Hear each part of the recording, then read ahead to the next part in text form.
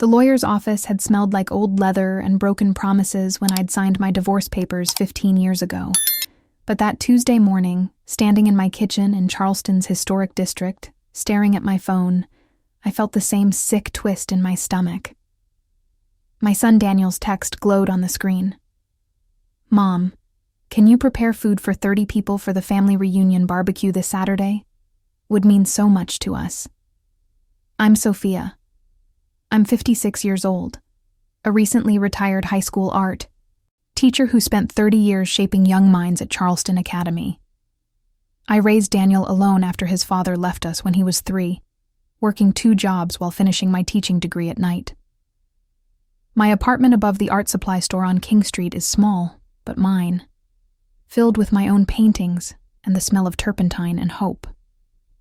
What I didn't know that Tuesday morning was that the family I'd sacrificed everything for was about to teach me the most painful lesson of my life. By Saturday evening, I would make a decision that would shatter every assumption they had about who I was and what I would tolerate. Before I tell you what happened next, I need you to understand something about how YouTube works. The algorithm decides who gets to see the ending of this story based on one thing: engagement. If you're not subscribed, if you don't leave a comment telling me where you're watching from, YouTube assumes you're not interested and stops showing you the content.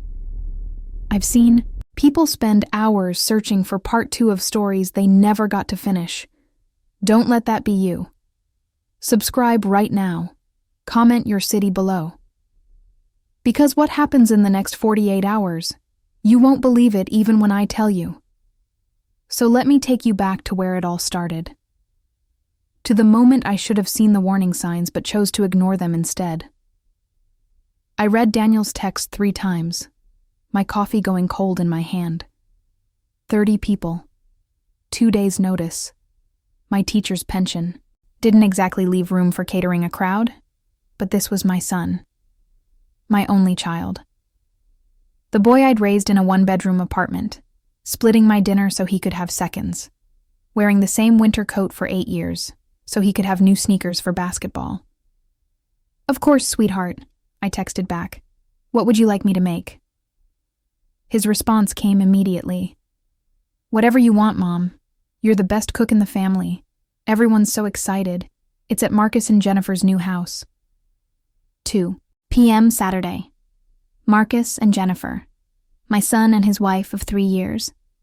Jennifer, who wore Lululemon to the grocery store and posted Instagram stories about her blessed life in their mini mansion in Mount Pleasant. Jennifer, who'd never worked a day in her life, but somehow always had opinions about my career choices and lifestyle. I should have felt the first flutter of unease then. But I was too busy feeling grateful to be included, too desperate to be needed. Thursday and Friday blurred into a marathon of cooking. My small kitchen became a factory of love translated into food. I made my mother's lasagna recipe, the one that required 3 types of cheese and 6 hours of simmering sauce. I roasted 3 whole chickens with herbs from the tiny garden on my fire escape. I baked 2 honey-glazed hams. I prepared potato salad, coleslaw, green bean casserole, cornbread, and 3 different types of dessert: pecan pie, chocolate cake, and my famous key lime bars that Daniel had loved since childhood. My feet ached. My back screamed. I was 56 years old, recently retired, spending my limited pension on feeding people who could afford catering 10 times over. But I told myself it mattered. Family mattered. Saturday morning, I borrowed my neighbor Patricia's SUV to transport everything. It took 4 trips up and down my apartment stairs. The September heat was brutal, and by the time I'd loaded the last container, my hair stuck to my neck and my shirt was damp with sweat. The drive to Mount Pleasant took 30 minutes. Marcus and Jennifer's house sat behind gates in a development where every lawn looked like it belonged in a magazine. Their home was one of those modern farmhouse styles, all white siding and black shutters, a wraparound porch with rocking chairs that I knew for certain no one ever actually sat in. Cars lined the circular driveway. Expensive cars, BMWs, Mercedes, a Tesla. I recognized some. Daniel's co-workers, Jennifer's parents, her sisters, family. I parked Patricia's old SUV at the end of the line, suddenly conscious of the duct tape on the passenger mirror. I could hear laughter and music from the backyard. Taking a deep breath, I grabbed the first container of food and headed around the side of the house. The backyard was stunning, completely transformed from the last time I'd visited 3 months ago. Professional landscaping framed a massive stone patio. Market lights were strung overhead. A long table stretched across the patio, set with crisp white linens, real china, and centerpieces of fresh flowers. At least 30 people mingled around holding craft beers and wine glasses that caught the afternoon sun. Daniel spotted me first. "Mom!" He jogged over, his face flushed and happy. He'd put on weight since the wedding, the kind that comes from contentment and too many restaurant dinners. "You made it. Here, let me help." Together we made several trips, carrying container after container to the outdoor kitchen. Set up. Jennifer had one of those elaborate grilling stations with a pizza oven and a built-in refrigerator. My humble home cooking looked almost embarrassing laid out on her gleaming marble counters. "This is amazing, Mom," Daniel said. But he was already looking past me, waving at someone across the yard. "Just set it all up here. We're doing buffet style." Jennifer appeared in a flowing sundress that probably cost more than my monthly grocery budget. Her smile was wide and didn't reach her eyes. "Sophia, thank you so much for doing this. You're such a lifesaver. We would have ordered catering, but Daniel insisted your food is so much more authentic." Authentic. The word felt like a pat on the head. "Happy to help," I said, wiping my hands on my jeans. I was suddenly aware that everyone else was dressed for a garden party while I looked like I'd just finished a shift at a diner. "Should I help serve?" "Oh no, we've got it handled." Jennifer's eyes flickered over my shoulder. "Actually, everyone's about to sit down for dinner. We're doing a proper seated meal first, then the buffet." I followed her gaze. The long table was set for exactly 30 places, 30 chairs, name cards at each setting. I scanned quickly, my heart starting to hammer. There was no place for me. Jennifer touched my arm, her voice dropping to a conspiratorial whisper. "I hope you don't mind, but we didn't have enough chairs for everyone. The table's already pretty tight. But you can totally eat in the kitchen after, okay? There'll be plenty left." The kitchen. After. After everyone else had eaten the food I'd spent 2 days preparing. After they'd sat at the pretty table with the flowers and the china. After they'd laughed and toasted and celebrated together. I looked at my son. Daniel was already at the table, sitting next to Jennifer's father, deep in conversation about golf handicaps. He hadn't noticed. Or maybe he had and just assumed I'd understand. Around me, people were taking their seats. I recognized Daniel's college roommate, Jennifer's entire extended family, couples I'd never even met. The smell of my mother's lasagna wafted from the kitchen. I'd woken up at 5 a.m. to make that lasagna. "Sophia?" Jennifer tilted her head, her expression a perfect blend of fake concern and dismissal. "That works, right?" Something inside me, something that had been bending and bending for years, finally snapped. I smiled. It felt strange on my face, too wide, too bright. Of course, absolutely." "Great." Jennifer squeezed my arm and practically skipped to her seat at the head of the table. I walked slowly back to the outdoor kitchen. My hands weren't shaking. They were perfectly steady as I picked up the first container of lasagna. I carried it past the table where 30 people were settling in, chatting, oblivious. I carried it around the side of the house to Patricia's SUV. Then I went back for the next container. "Sophia?" One of Jennifer's cousins, a woman named Ashley, caught my arm. Is everything okay?" "Everything's perfect," I said, and I meant it. For the first time in years, I meant it. It took me 6 trips, 6 trips past that table where my son sat, where people who'd never once invited me to dinner were preparing to eat food I'd made with my own tired hands and limited budget. Nobody stopped me. A few people glanced over, confused, but nobody stood up. Nobody asked questions. I was loading the last container, the pecan pies, when Daniel finally appeared around the corner. "Mom, what are you doing?" I closed the SUV's trunk. The sound was satisfyingly final. "Going home, sweetheart." "But the food?" "Is coming with me." His face went through several expressions: confusion, disbelief, then something like panic. "You can't just take all the food. We have 30 people here. Everyone's hungry." "I know," I said quietly. "I spent 2 days cooking for 30 people. I spent money I don't really have. I borrowed a car. I got up before dawn."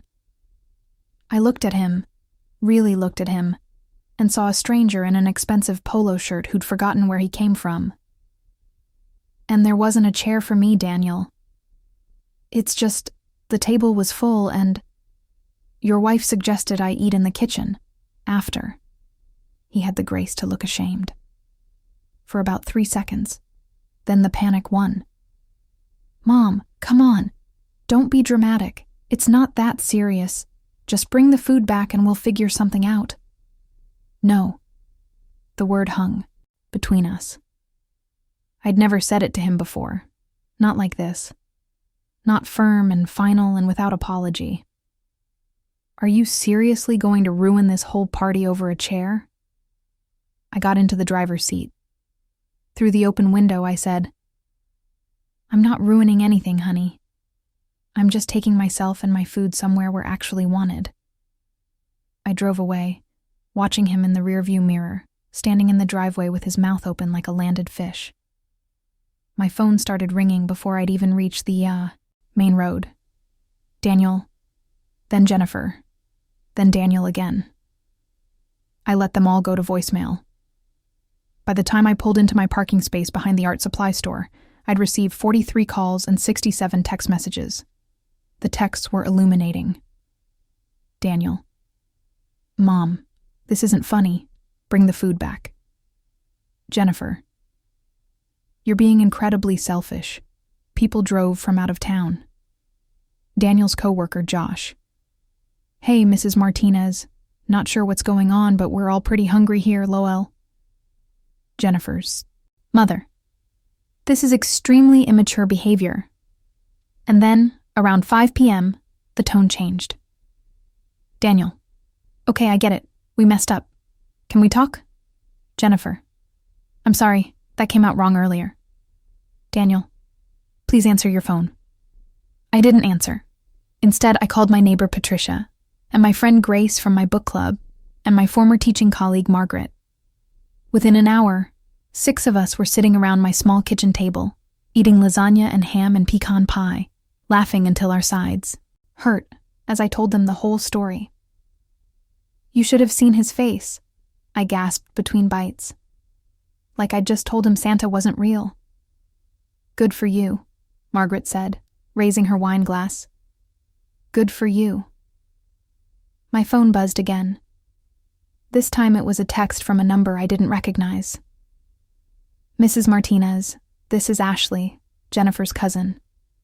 I just wanted to say what happened today was wrong. You deserved better. Also, we ordered pizza. It's not the same." I smiled and tucked my phone away. Sunday. Morning. Daniel showed up at my door.